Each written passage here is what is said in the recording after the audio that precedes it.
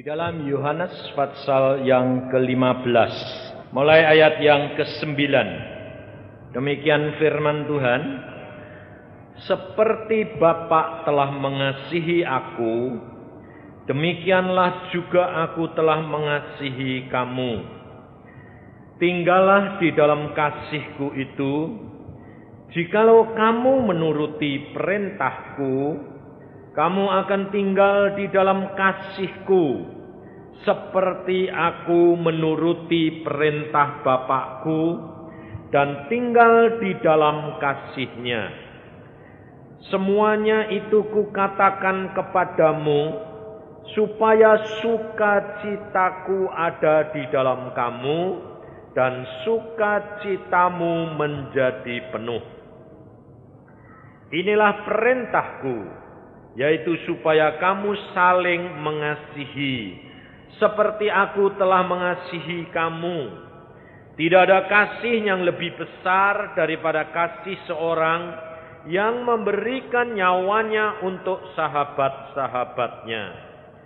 Kamu adalah sahabatku, jikalau kamu berbuat apa yang kuperintahkan kepadamu.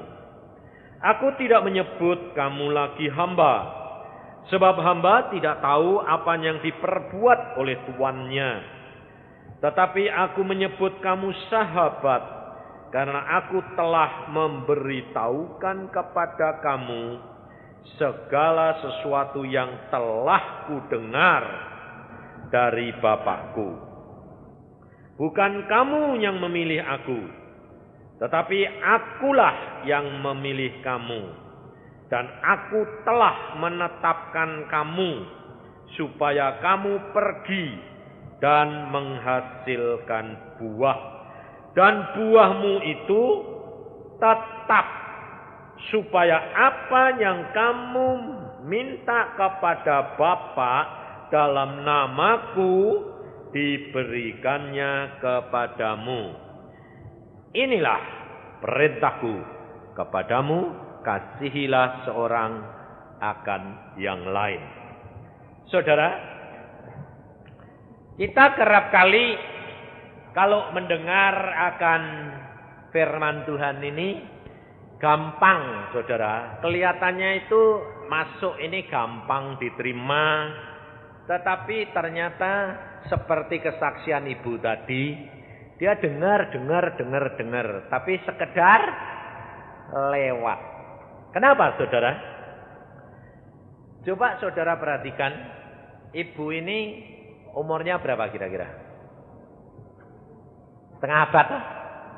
Hah? Setengah abad baru sadar. Masih lumayan loh, saudara. Nggak telat.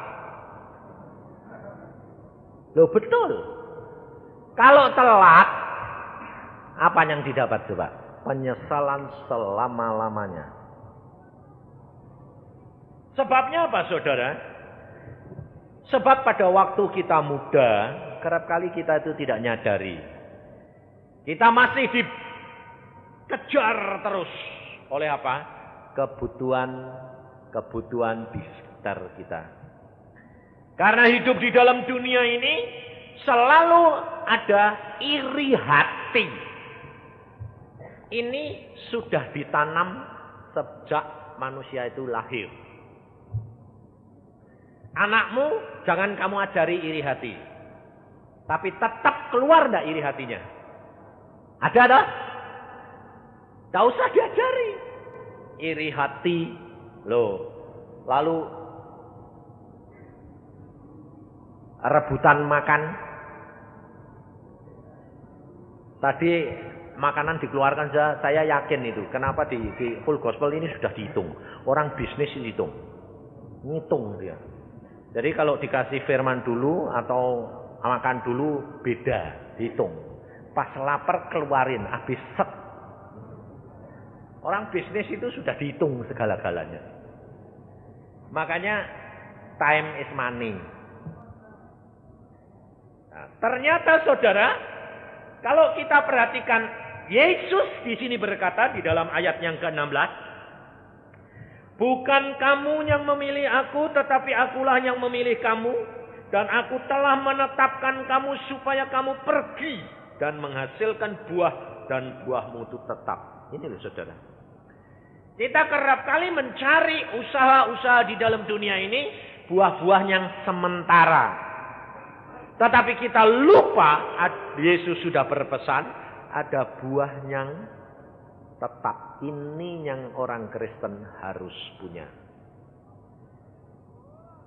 Karena ibu ini tadi saksikan apa? Dia sudah berbuat sosial. Sosial itu sebetulnya buah tetap atau buah sementara? Hah? Saudara tahu? Karena apa? Karena dia tadi sudah ngomong toh, prinsip-prinsip agama sudah digenepi. Karena apa? Kekristenannya dia agama. Agama tidak bawa saudara masuk surga. Saudara nanti masuk surga tidak ditanya agamanya apa. Tidak ada. Tidak ada saudara. Kenapa? Karena agama tidak membawa manusia dalam masuk surga. Tapi yang membawa manusia ini masuk surga adalah kebenaran itu. Buah yang tetap. Makanya saya katakan, kekristenan itu adalah pengalaman pribadi dengan Yesus. Kalau engkau tidak mengalami pribadi dengan Yesus, kamu bukan orang Kristen.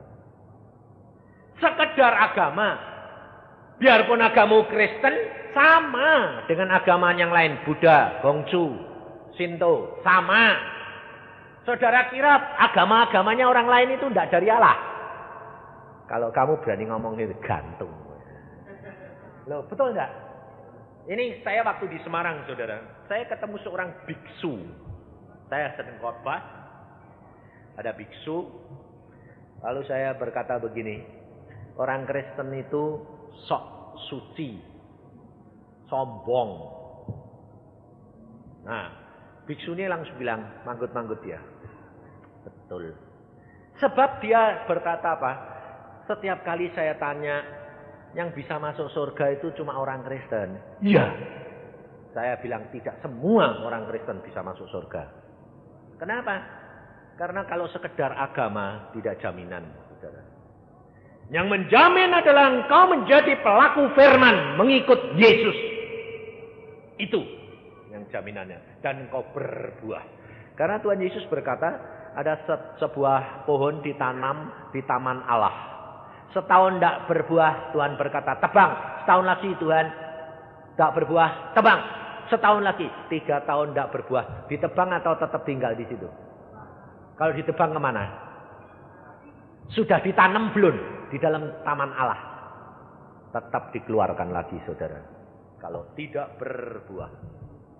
Waktu saya katakan agama-agama yang lain itu asalnya dari Allah. Tetapi harus disambung dengan Yesus.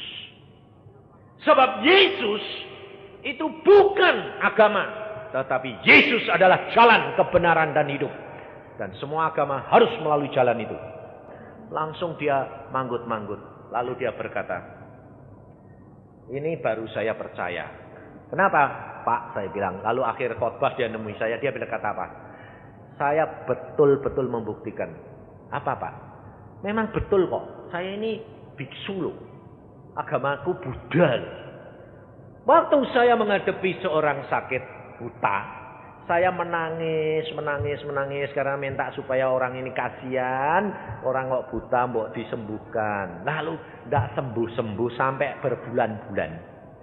Lalu saya dengar katanya Yesus itu, nama Yesus itu ajaib dan Yesus itu jalan kebenaran dan hidup. Lalu saya berkata begini, Yesus, kalau memang kau itu jalan dan agama saya ini harus nyambung ke situ, saya mau membuktikan bahwa namamu itu luar biasa.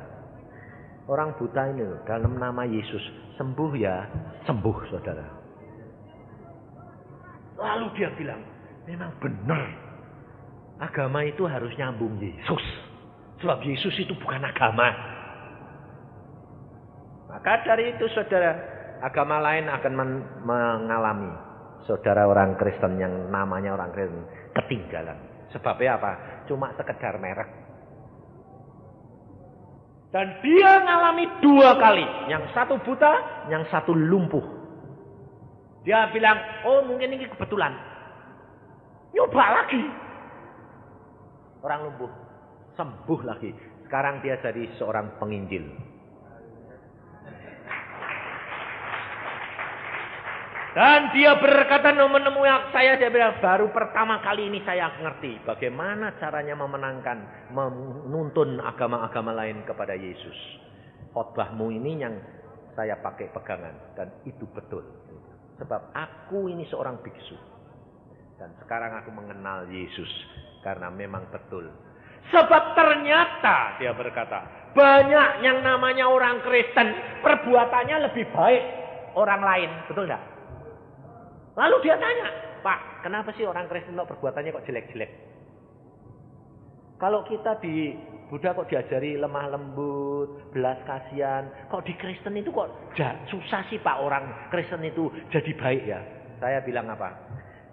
Kamu baca Alkitab enggak? Baca.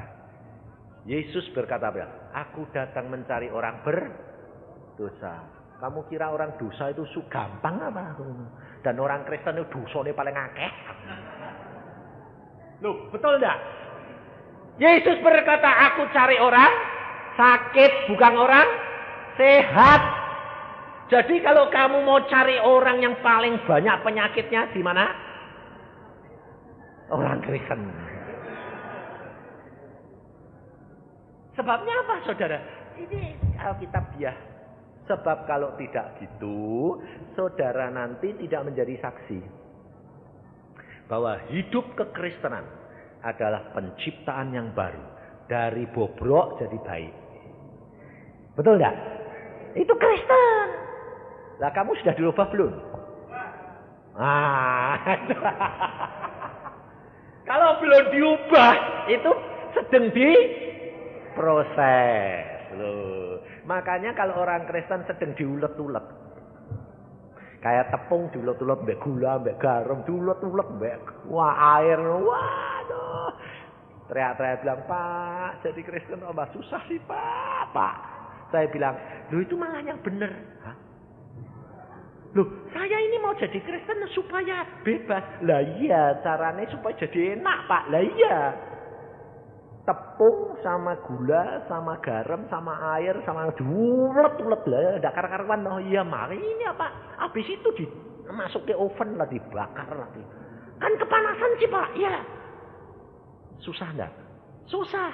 Nanti kalau sudah waktunya cukup, keluar roti enak dicari. Sebelum jadi, anakmu bilang, "Ma, kok udah jadi didulit." Wah, enggak enak. Lah ya terang toh, urung belum jadi ya dah. Nah, saudara jadi orang Kristen kerap kali jadi batu sandungan orang lain enggak?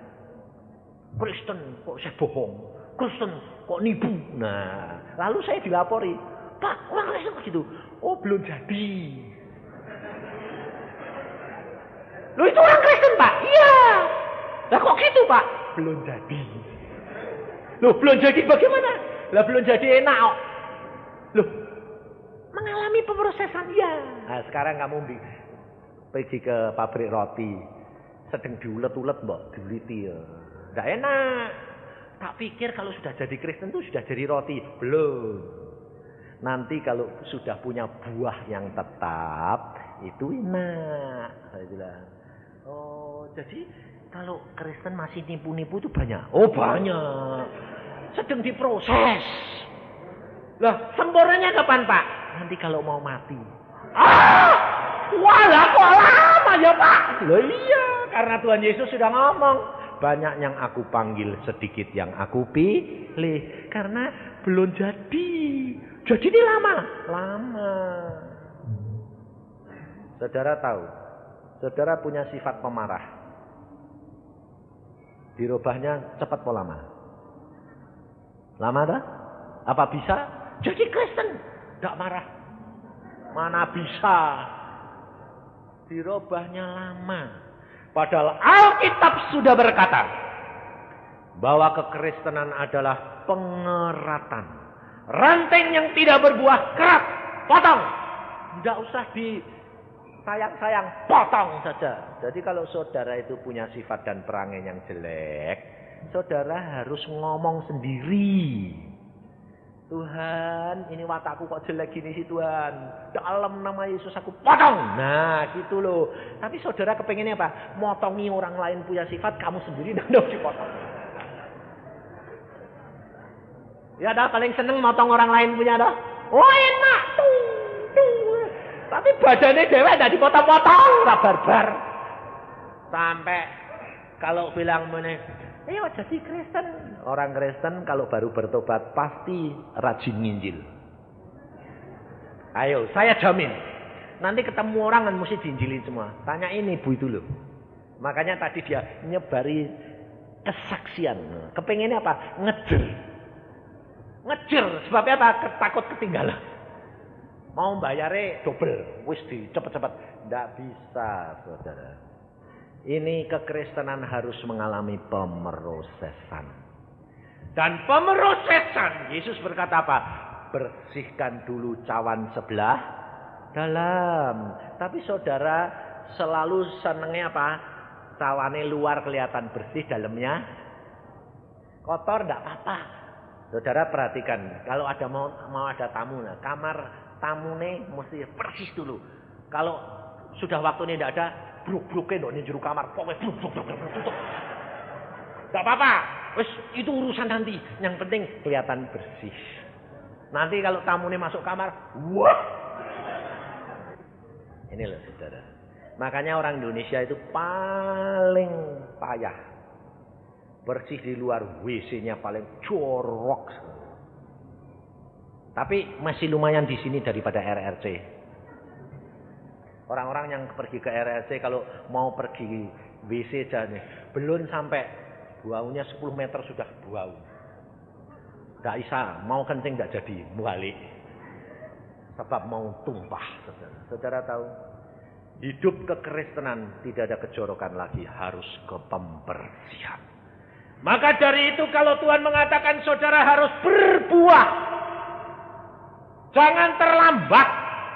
Kalau MC Pak Musa bilang jangan sampai kamu dipukul, tidak bisa saudara.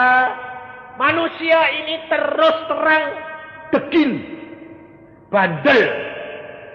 Kalau tidak dipukul, tidak bertobat. Makanya Aryo tidak mau dipukul. Kenapa? Dia lihat orang kaya akhirnya ya mati. Orang miskin ya mati. Ada ngurusi kuburan terus. Jadi dia tiap hari dihadapi, iki mati. Kaya mati. Mati ya tidak bawa apa-apa. Betul tidak? Tidak bisa. Jadi dia tiap hari tidak satu beberapa diingat ke terus. Ngerti, gue bakal kayak gitu. Gue bakal gitu. Wah ya umplong gue lah.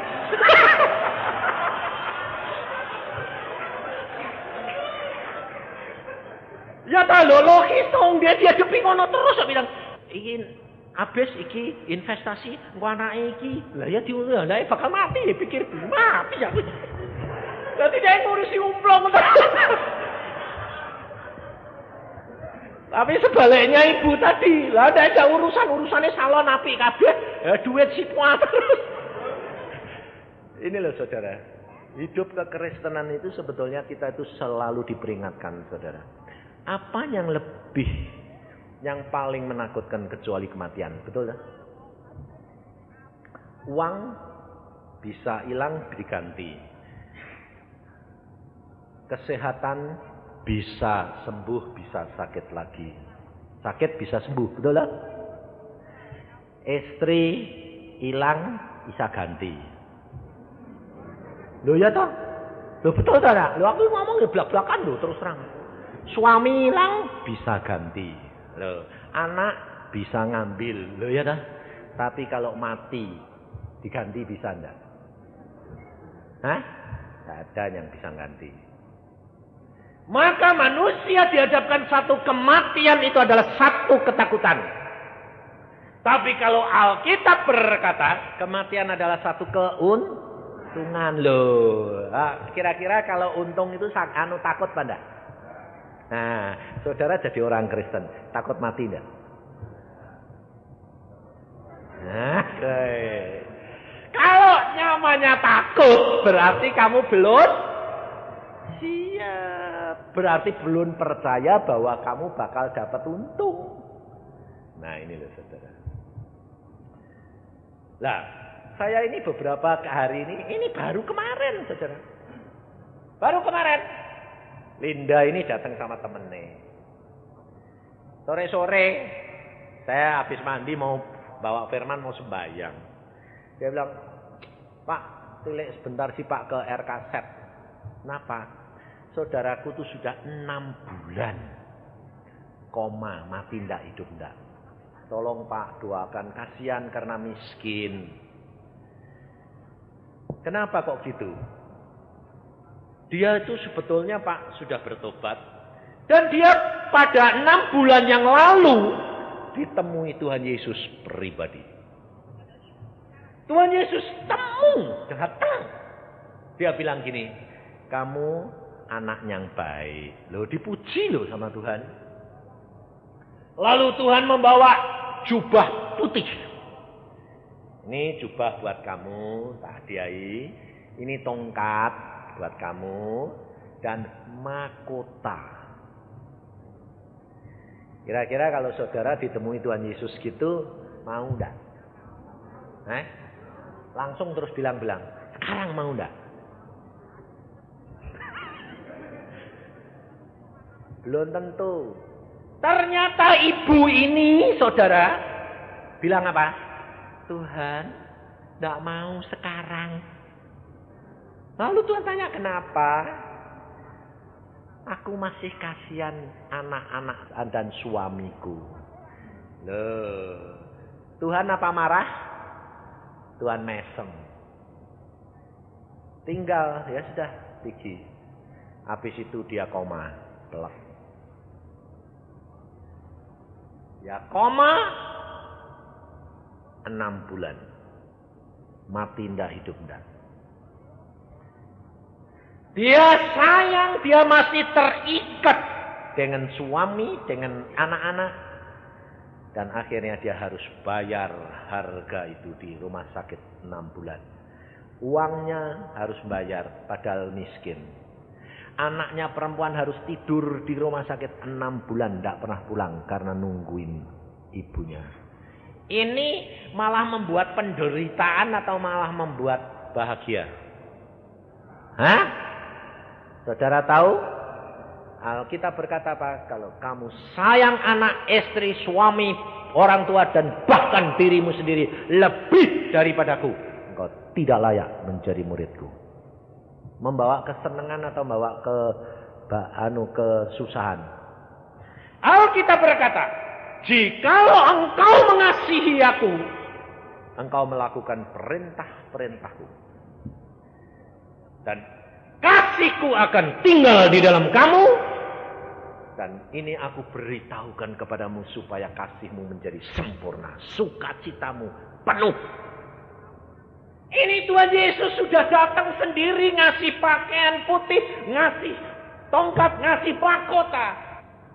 Tidak diterima. Bayang. Kalau saudara punya, jadi Tuhan Yesus itu ada orang kayak gitu tuh bakal datangi lagi dah. Gak mau? Rasain lu. Tapi Tuhan itu mesem. Waktu saya dengar gitu saya tahu, oh Tuhan itu luar biasa. Rendah hatinya dan sabarnya dan kasihnya. Waktu saya dengar begitu saya berdoa, Tuhan kasihan dong Tuhan, ampuni dong Tuhan anakmu itu. Dalam hati saya tidak ngomong sama dia. Apa yang saya harus berbuat? Tuhan ngomong, bebaskan dia, lepaskan dia, bawa pulang dia. Oke? Tapi saya ini mau sembahyang, lalu saya beritahu saudaranya, kamu yang lakuin. Loh, lakuin apa Pak? Bisiin, lepaskan dia. Saya hamba Tuhan ngomong, kamu lakukan. Kerjakan, akan segera terlepas. Sebab apa? Sebab orang ini harus ditolong, dilepaskan. Karena dia terikat oleh suami dan anak-anaknya. Si saudara ini saya suruh, dia bilang, enggak berani Pak. Loh, kalau bapak sajalah. Loh, saudara kerap kali gitu dah. Kalau yang enggak enak, saya bilang, kenapa kamu enggak berani? Nanti saya disangka malah nyepatani. Loh. Ini orang-orang Kristen. Kalau yang enggak enak, pendeta yang suruh ngalami. Kalau saudara saya suruh berkati orang bahwa pasti akan jadi berkat, mau enggak? Mau, karena apa? Nah, karena bawa berkat kok, enggak bawa kematian kok. Betul enggak? Saya bilang, lakukan. Saya sembahyang, kamu lakukan. Ya sudah, besok saja sih Pak. Nah. Dulunya dia bilang, dah, anakmu. Anak saya kan ikut Denny. Saya bilang, Den, kamu mau enggak? Ada waktu enggak? Sana, lepasin. Dia bilang, besok saja sih Pak. Kenapa enggak sekarang? Aku mau sembahyang. Besok aja Pak. Ya sukamu. Dia ngomong sama Pak Samudi. Habis dia besok orangnya pulang, dia ngomong, waduh Pak, Om, malam ini orang itu mati. Lalu jam 11 sudah meninggal. Tapi sempat dibebaskan. Karena apa? Ibu ini takut ngomong sama suaminya. Pak, aku disuruh bisiki, tapi aku tidak berani. Suaminya bilang, bisiki dia. Saya sudah tanam. Ngomongnya gini. Karena ini firman Tuhan, saya kasih tahu, lakukan seperti itu. Omong persis. Wah, dia ngomong sama suaminya. Ya wis, aku yang bisiki. Jadi dibisikin sama suaminya. Persis, tak. 1-2 jam kemudian bebas pulang. Jam 11 saya diberitahukan, terima kasih Pak, sudah berangkat. Selamat dah. Selamat, dia bilang, meninggalnya penuh dengan senyuman Pak. Nanti bakal ketemu di surga dah. Saudara tahu, itu keindahan anak-anak Tuhan. Maka dari itu saudara, kalau engkau sendiri tidak ngalami, engkau tidak akan percaya bahwa kehidupan di dalam dunia ini semuanya ada batas waktu yang Tuhan sudah tetapkan. Dan jangan terlambat. Kemudian saya di sini, satu lagi ibu ini loh di depan ini. Dia nemui saya, dia bilang gini, Pak, terima kasih. Terima kasih apa? Wong aku ya tidak pernah ngasih apa-apa kamu. Omonganmu saya lakukan dan puji Tuhan Pak, ibu saya selamat. Karena dia menemuin saya pada waktu bulan April yang lalu. Ibunya dibawa kebaktian dan dia berkata, Pak tolong doakan saya. Ibunya masih jalan, masih sehat. Tapi pada waktu saya mau berdoa untuk ibunya, Tuhan bilang, tidak usah. Nah, saya ya bilang, tidak perlu. Baca Alkitab, nanti kamu akan segera dibebaskan dan dilepaskan daripada segala penderitaan. Lalu ibu ini bilang, aku tidak bisa baca, aku buta huruf. Anaknya bacain. Anaknya di depan saya sih, ya. Tapi ya nakal juga anaknya ternyata. Tidak dibacai seminggu, tidak mau bacain. Males. Bayangin saudara. Tapi setelah seminggu, dia keluar dari kamar sembahyang, keluar, ibunya datang minta, seolah-olah ada dorongan, minta dibacakan firman. Lalu dia ajak masuk kamar, duduk, dibacain firman. Setelah dibacain firman, dia ajak berdoa, minta pengampunan, minta kelepasan dan kesembuhan. Apa terjadi? Malamnya tidur mati. Seandainya tidak dilakukan, anak ini akan menyesal seumur hidup. Betul tidak? Karena kematian sudah menunggu, maut sudah menunggu, kebebasan Yesus sudah disediakan. Maka dari itu kita jangan main-main lagi dengan hidup ini, saudara. Karena apa? Karena kita diperingatkan terus-menerus. Kalau perlu itu memang tiap hari saudara mesti mampir ke tempat Aryo. Lewat saja, sekedar lewat lihat peti-peti ini. Wah, rumah segitu gede ini kok isine peti tok-tokan. Tidur di antara peti-peti. Tapi di situ justru peringatan Tuhan. Dan kalau saudara membaca firman Tuhan setiap hari, saudara selalu diingatkan pengorbanannya Yesus. Alkitab sudah berkata tidak ada seorang pun yang sanggup memberikan nyawanya untuk sahabat-sahabatnya. Saudara, padahal Tuhan Yesus sudah menuntut, memberikan contoh. Yesus mati untuk saudara dan saya. Saudara pun wajib menyerahkan nyawa untuk saudaramu yang lain. Tetapi yang dituntut oleh Tuhan bukan untuk orang lain dulu, keluargamu. Di dalam satu keluarga harus ada orang yang berani dan mau berkorban, benar-benar menjadi seorang pendoa syafaat. Sebab Alkitab sudah berkata satu orang diselamatkan, seluruh isi keluarga akan diselamatkan. Maka dari itu saudara, jangan nunggu orang lain, harus berdoa untuk engkau. Engkau harus berdoa untuk keluargamu. Setiap hari hadapkan di hadapan Bapa, supaya saudaramu diselamatkan. Kasihan saudara. Karena ini firman Tuhan, makanya saya berikan ayat yang paling gampang. Yohanes 3 ayat 16. Itu adalah Tuhan Yesus berkorban untuk kita. Karena di situ dikatakan demikian Allah mengasihi isi dunia supaya barang siapa yang percaya kepada Yesus Kristus jangan binasa tapi beroleh hidup yang kekal. Tetapi ingat 1 Yohanes 3 ayat 16. Gampang. Saudara harus ingat Yohanes 3:16, tapi saudara harus lakukan 1 Yohanes 3:16.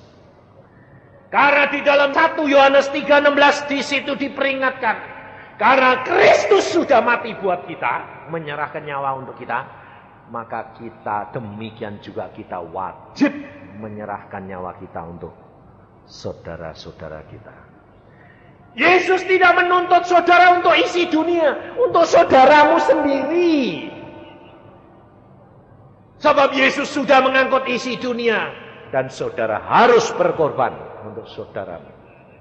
Maka dari itu saudara, firman Tuhan berkata, aku mengutus kamu pergi untuk menghasilkan buah dan buahmu itu tetap. Buah yang tetap itu tidak hanya di sini, tetapi di sana. Tetapi untuk saudara tahu, buah saya sudah mendapatkan buah di sana atau belum, saudara harus tahu selama di dalam dunia. Sebab kalau saudara mau tahu yang di surga, saudara tidak akan tahu. Tapi yang di dunia, ini adalah tanda-tanda yang menyatakan buahmu tetap di sana.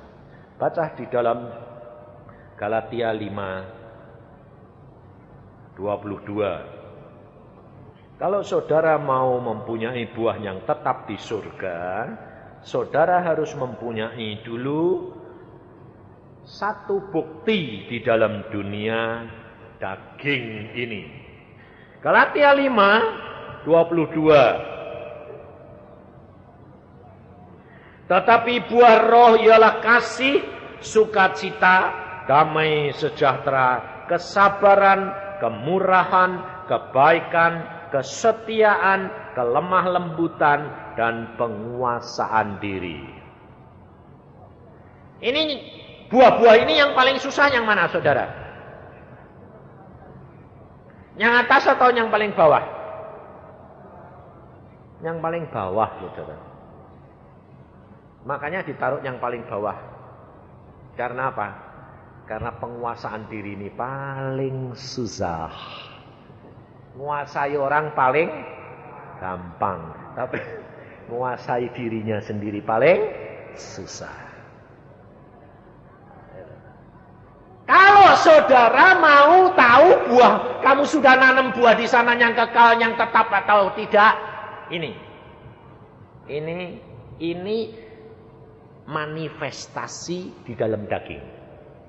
Jadi kalau saudara dulunya selalu mementingkan diri sendiri, sekarang pentingkan orang lain. Itu kasih. Lah kasih itu apa? Coba baca di dalam 1 Korintus 13. Supaya itu tidak cemburuan diri sendiri, marah, tidak menyimpan kesalahan orang lain, tidak suka ketidakadilan, tetapi karena kebenaran ia menutupi segala sesuatu, percaya segala sesuatu, mengharapkan segala sesuatu, sabar menanggung segala sesuatu. Kira-kira kasih buahnya satu loh. Kasih ini, buah kasih ini wih banyak. Sudah ada berapa kasih belum? Yang paling gampang, cemburu. Siapa yang tidak punya cemburu? Aneh lah. Orang yang tidak cemburu malah kasih. Saya dulunya paling protes ini sebab saya pencemburu. Saya dulu waktu kawin cemburunya luar biasa. Sebab saya dapat istri saya itu rebutan orang 7.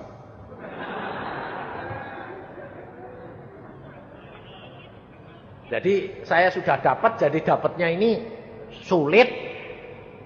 Jadi pikirku tak eman-eman, tak cemburuin, malah sengsara dia. Lalu Tuhan bicara sama saya begini, Yusa, kamu sudah 30 tahun menjadi orang Kristen, kok ternyata tidak pernah punya kasih. Saya bilang, yang benar dong Tuhan. Tidak kurang ajar saya. Saya sudah khotbah, sudah ngajar. Belum punya kasih. Di mana letaknya saya bilang? Tuhan bilang, cemburumu gede gitu. Ya, tandanya kan orang cemburu kan cinta, betul enggak? Cemburu itu cinta enggak? Betul, cemburu itu cinta, tapi bukan kasih. Kalau kasih itu tidak minta balasan. Cinta itu minta balasan, itu cemburu. Nah, lalu saya bilang, loh kalau aku tidak cemburu sama istri saya, itu tandanya kasih. Iya, kenapa? Karena kamu percaya bahwa dia tidak akan berbuat meninggalkan engkau. Kalau kamu cemburui, itu berarti kamu tidak percaya dia. Orang tidak kamu percaya itu sengsara. Karena terus hidup dalam kekhawatiran dan ketakutan. Lalu saya tanya istri saya kalau cemburu sama kamu itu kamu senang atau menderita? Dia bilang, menderita. Aku sayang kamu, jadi kamu menderita. Karena itu bukan kasih, dia bilang. Kenapa? Lah mbok awasi terus kok. Bayangin. Oh, jadi kamu menderita? Iya. Bagaimana? Percayakan, aku tidak akan berbuat yang lain, yang aneh-aneh dan merugikan kamu. Karena aku anak Tuhan dan aku sudah diberikan kamu, aku akan setia sampai pada akhirnya. Lalu saya bilang, oke, mulai sekarang tidak ada cemburu. Langsung dia bilang, nah gitu, dibuktikan dulu tapi. Dia pergi, pulang enggak tak tanyai. Kalau dulu telat sedikit, ribut aku. Pulang besok aku. Nah apa? Gitu, sekarang enggak. Dia pulang telat, enggak tak tanyai, tak tinggal tidur malah. Dia bilang, loh gue kok enggak tanya? Loh, enggak cemburu kok. Percaya. Lah gitu dong. Aku gak usah kowe curiga aku nanti cerita dewek. Aku tadi mampir ke tempat Cici, aku dipulangke ini. Nah, atau tidak ada apa-apa. Dan nyatanya ya dia setia. Dan di situ saya belajar, saudara. Ternyata firman Tuhan harus kita lakukan. Dan untuk itu jangan saudara kira gampang. Susah. Mikir ini loh, yang sulit tuh ini. Paling berhalamu tuh ini loh. Ini makanya saya bilang.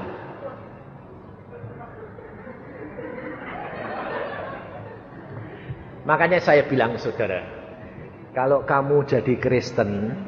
Kalau saudara tidak mau dipotong inimu, kamu sulit sekali menjadi Kristen. Sebabnya apa? Sebab Alkitab sudah berkata penguasaan diri itu buah roh. Dan itu paling sulit. Karena Yesus sudah berkata kalau engkau menjadi muridku harus sangkal diri. Berarti ini tidak boleh ikut-ikut. Padahal setiap firman Tuhan itu hampir tidak masuk akal. Nonsen. Bayangin saudara. Orang koma, ibu itu bilang, Pak, dia sudah koma. Loh saya bilang, kamu ngomong sama dia. Loh koma, pikirnya saya ini tidak ngerti. Wong koma kok bisa ngomong. Bayangin saudara. Lah memang ilmu kedokteran itu sinting. Karena kedokteran bilang orang koma itu tidak bisa ngomong. Saya dulu juga begitu. Makanya pada waktu saya melayani di Jalan Darmo, tidak salah. Seorang Darmo ya. Seorang ibu yang sudah koma. Anaknya dokter. Saya diundang. Saya bilang, Tuhan aku apa? Omongin. Ibu itu. Suruh apa? Ngampuni. Dia pahit hatinya, sakit hati sama anak sama mantunya. Oh ya, saya ngomong, Ibu dengar ya, saya ngomong gitu, anaknya dokter di sebelah sana, saya lirik mesem-mesemnya pilih, wong edian nih. Nah, karena dia dokter pikirnya, kau mau bisa ngomong. Lah aku ngomong ya ini kayak orang ngomong biasa. Saya bilang, Bu dengar ya, aku ngomong sama kamu, tahu enggak? Kamu ini sakit hati. Kamu cepat ampuni. Lepaskan dirimu daripada ikatan ini. Dan Tuhan nanti menjamah engkau. Dan membebaskan engkau. Kau diberi kesempatan. Untuk bertemu. Dan engkau akan pulang dalam waktu singkat. Ngucap syukur. Udah. Berdoa. Ngucap syukur. Saya doa. Roh saya memberitahukan dia mau. Oke? Ucap syukur. Habis ini terima kasih terus. Udah. Ya tidak bangun. Ya enggak. Jangan saudara kira bangun. Enggak. Ya saya tidak peduli. Langsung saya bilang, sudah pulang. Anaknya bilang, sudah Pak. Udah pulang. Lah bagaimana? Enggak tahu udah urusanku. Besok pagi-pagi ibune bangun. Infusnya dicopot, oksigennya dicopot, bangun duduk. Anaknya dipanggili, cucunya dipanggili semua. Kumpul, orang kaya raya. Kumpul semua. Kumpul. Aku minta makan. Wah, minta makan. Lalu anaknya kumpul semua lah. Anaknya satu bilang di sini. Pikirnya gini, kemarin kan saya ngomongi sama mamanya mungkin belum ngerti. Dia ngomong gini. Mama sakit hati nih dibuang ya Mah. Baru ngomong gitu, ampuni ya Mah. Wah, baru ngomong gitu Mama bilang apa? Nggak usah khotbah ya. Apa yang kemarin pendeta itu ngomong, aku sudah tahu makanya aku bangun. Dokternya melongo. Mama, tuh dengar dia ngomong. Dengar semuanya. Loh, Mama dengar. Dengar. Tidak dengar, aku tidak bangun. Baru dia percaya. Ternyata orang koma itu kok bisa dijak ngomong ya. Nah, jadi nanti kalau jadi dokter-dokter ngomong dianggap orang sinting sama dokter lain, jangan khawatir, bisa. Tapi jangan ngomong sama dagingnya loh, jangan ngomong sama kupingnya loh. Nggak dengar kupingnya. Kamu harus ngomongnya gini. Ibu, aku ngomong sama kamu. Hai jiwa, dengar. Jiwa nih. Jangan jasmani nih bocah ngomong gak denger. Tapi kalau jiwanya kamu ajak ngomong, ngerti karena jiwa itu dia dalam dunia roh. Bangun ibunya, lalu dia cerita, aku sudah ampuni, semua harus jadi baik. Wah, dia khotbah sama anak cucunya. Lalu bersukaria 1 hari, 2 hari, seneng-seneng. Hari ketiga, sudah ya.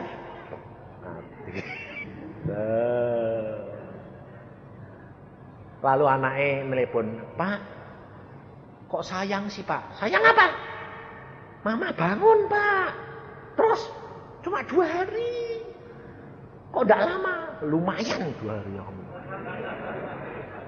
Pada waktu saya datang saya bilang, kamu sudah rela pulang? Sudah. Ini bangun lumayan, saya ngobrol. Ya toh lumayan toh. Kok malah sayang-sayang loh itu loh manusia. Dikasih sedikit minta panjang lagi deh. Nggak jatuh dosa.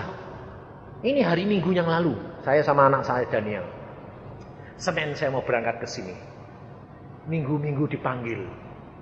Dia bilang, Pak tolong sih Pak. Adik saya ini laki, anak Tuhan. Sekarang sudah bertobat lagi Pak. Kenapa? Dia murtad. Jadi setelah dia jadi anak Tuhan, kemudian ninggalkan gereja. Terus kenapa? Kenapa? Kecantol perempuan lain. Lalu dia kawin lagi. Punya anak lagi banyak. Jadi istrinya 2. Kena stroke, sadar. Terus dia bertobat. Waktu saya datang, sudah sembuh. Duduk dia. Saya bilang tiduran saja. Saya mau duduk. Kamu sudah bertobat? Sudah. Kamu bingung enggak sekarang? Iya toh. Nah istrinya loro, anaknya pirang-pirang bingung enggak? Dia mesem. Aku tahu kamu bingung toh. Kamu tahu enggak bahwa masa depanmu ada di dalam tangan Tuhan? Ya Pak. Kamu terima Yesus, minta ampun, minta kebebasan saja. Sebabnya apa? Yang tahu kamu nanti jatuh lagi apa enggak? Kamu mampu enggak ngatasi ini? Betul Pak. Oke? Yuk, bayang. Kamu sembahyang. Tuhan Yesus ampuni aku, dosa-dosaku aku sekarang sudah sadar, aku sudah meninggalkan engkau berpuluh-puluh tahun, sekarang aku bertobat, dan terimalah aku, ampuni dosaku, bebaskan aku Tuhan.